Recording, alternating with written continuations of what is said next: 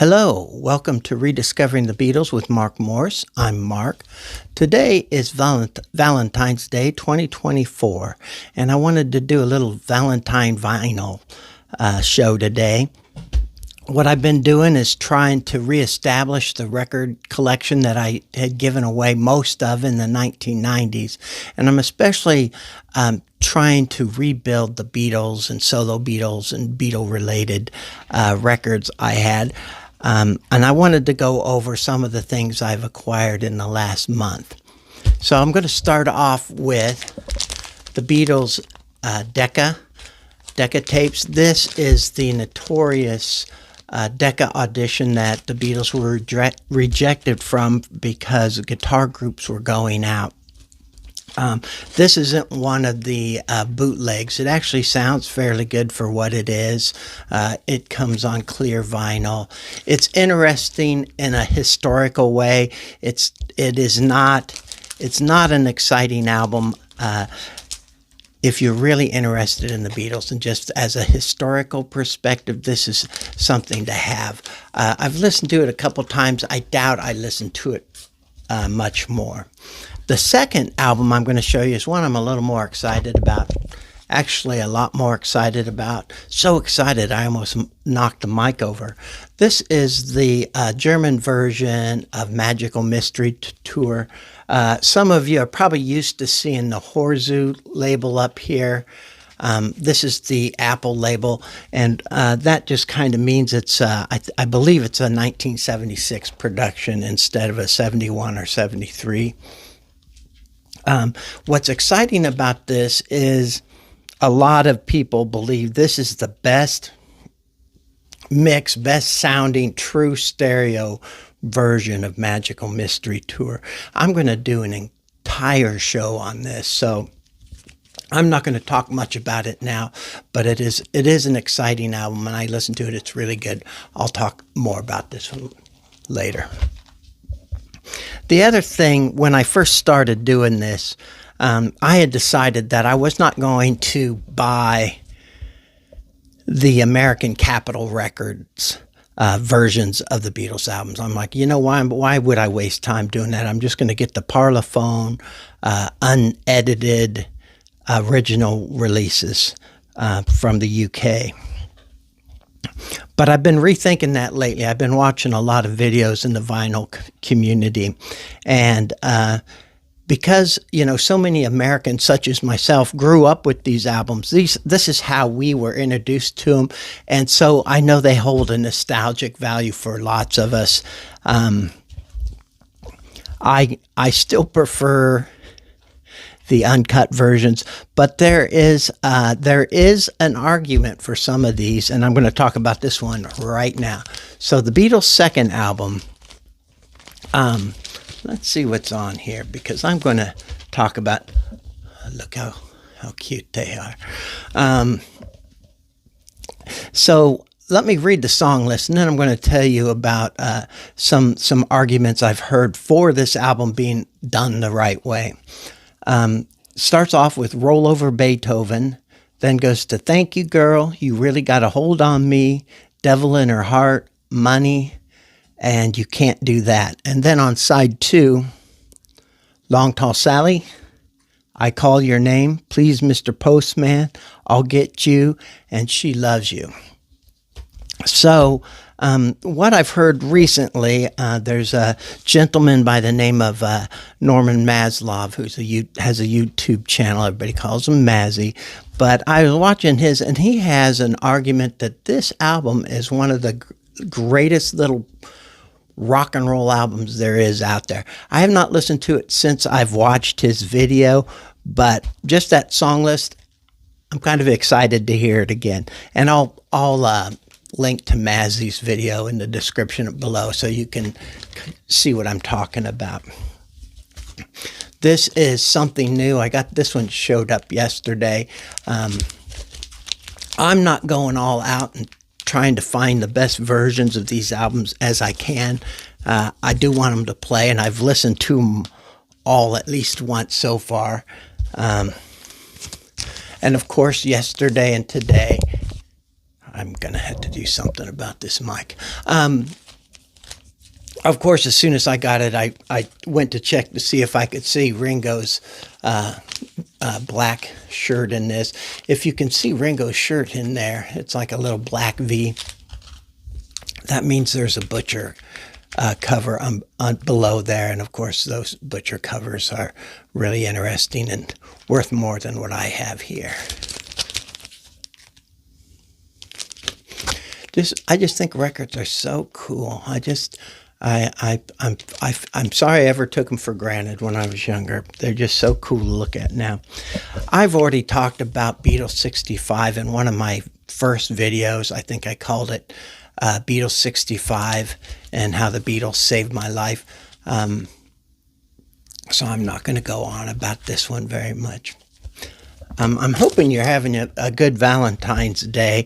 I do have a video that I did earlier in February called my Fab Four, the Love Edition, where I picked out the four best Beatles songs with the word love in the title. So if you're interested in that kind of stuff, it's out there.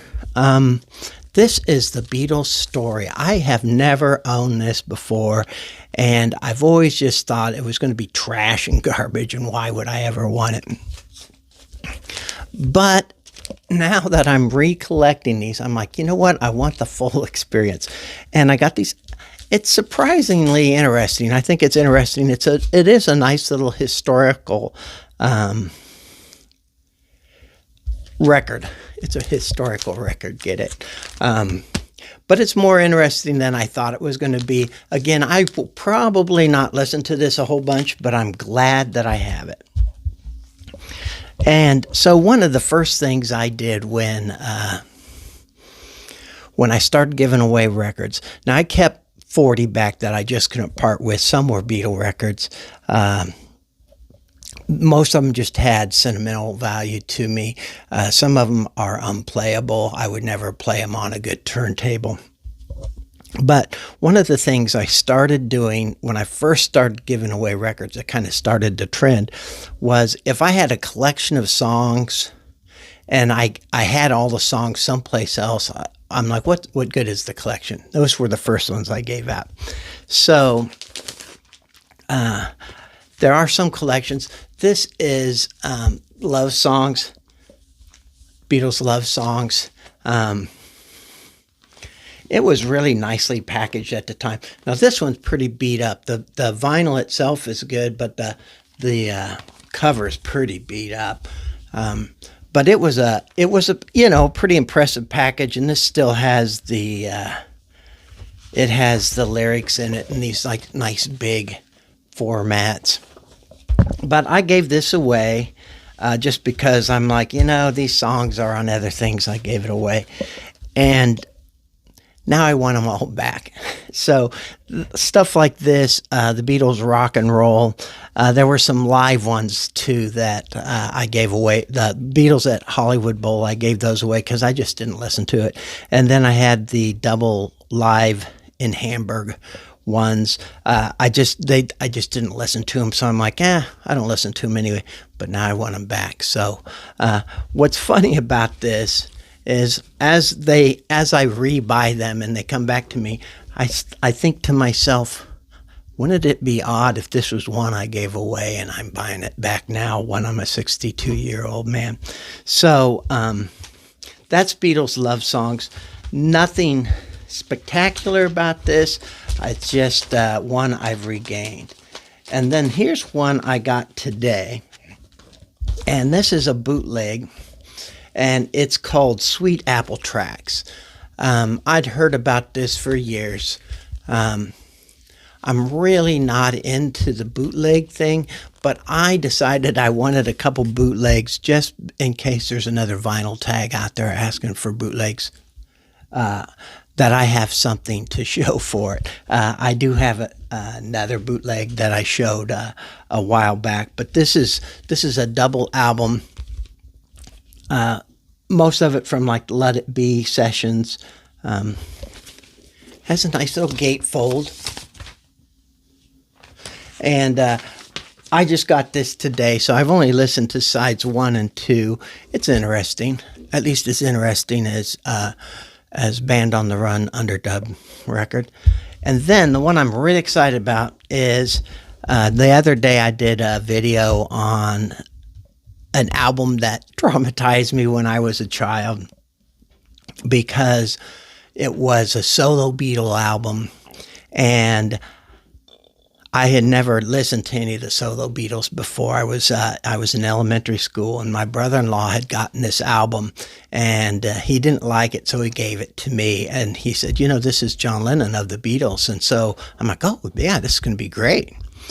And I was expecting a very Beatlesque album, but what I had heard was the Plastic Ono Band.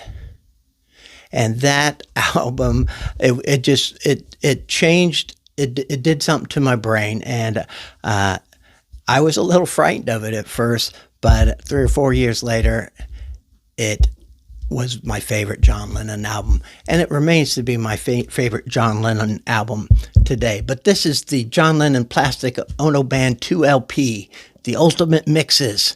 11 album tracks plus an extra LP of 11 outtakes, completely remixed from the original multi-tracks. So I'm really excited about this. My original Plastic Ono Band is just beat to hell because I played the hell out of that thing, and I loved it so much. I still love it. It is still my favorite John Lennon record. But I'm going to do another show just on this. So that is all I have to show you today. I just wanted to say hi on Valentine's Day. I hope you're doing well.